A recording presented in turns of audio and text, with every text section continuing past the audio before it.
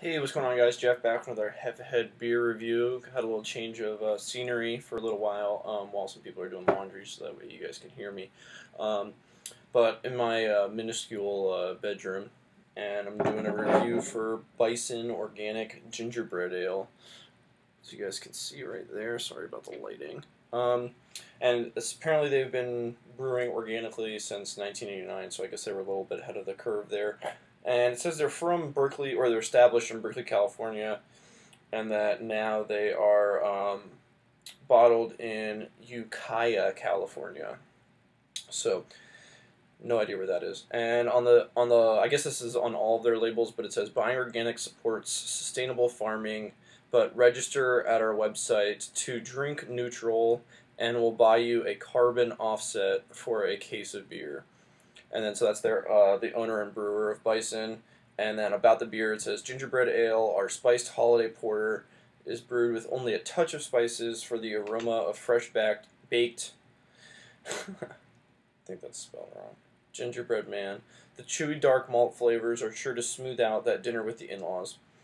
And it says the ingredients: organic malt, organic hops, water, yeast, and organic spices, and 6.0% alcohol by volume.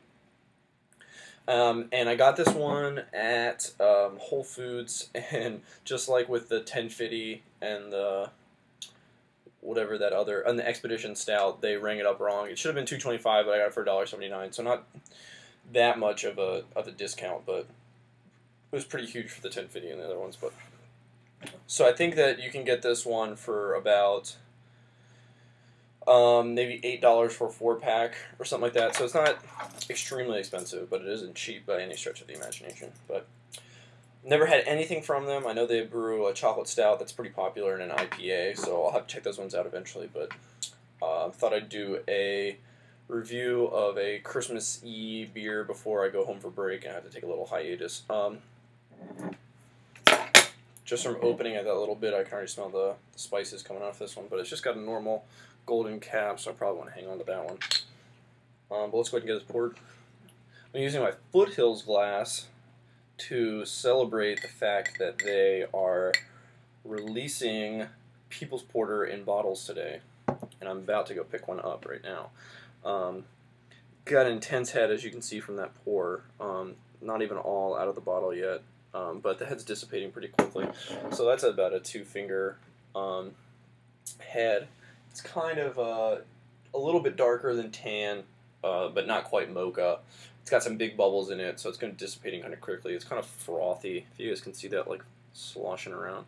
But it's got a tense amount of bubbles on the bottom, kind of like Coke, and not quite black. When I hold it up to the light, I can see light coming through it, even in the middle, not even just at the bottom or on the edges.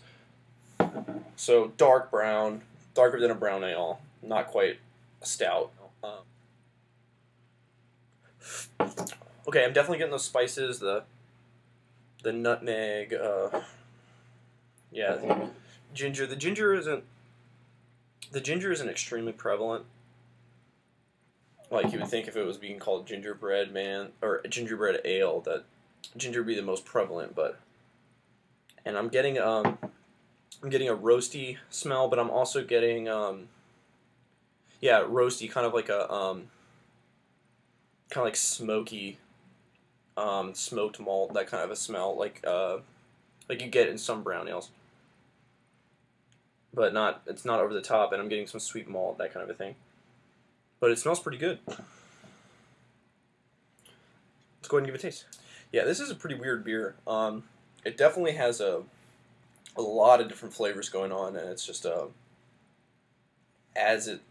taste is just like, I don't know, it's just crazy. It just goes from one thing to another pretty quickly. So initially I'm getting some of those roasty, smoky flavors, and then it's kind of thin. I'm not really getting like that full body flavor from some of the malts that some of the malts bring it, but and then it gets pretty sweet towards the end, and then I'm getting some of the spices lingering in my palate, like I guess the nutmeg and the ginger, kind of lingering on my tongue. It's not extremely pleasant, but it's not very off-putting either. Yeah, this is a pretty weird beer.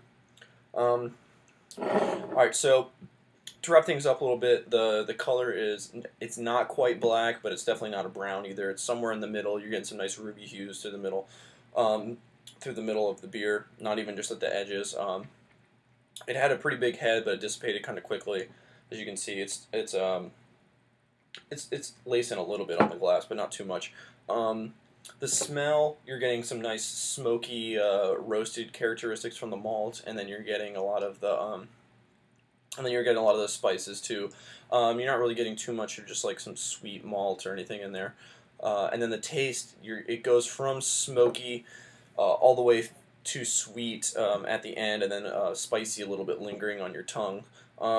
So I think this is one that it's not great.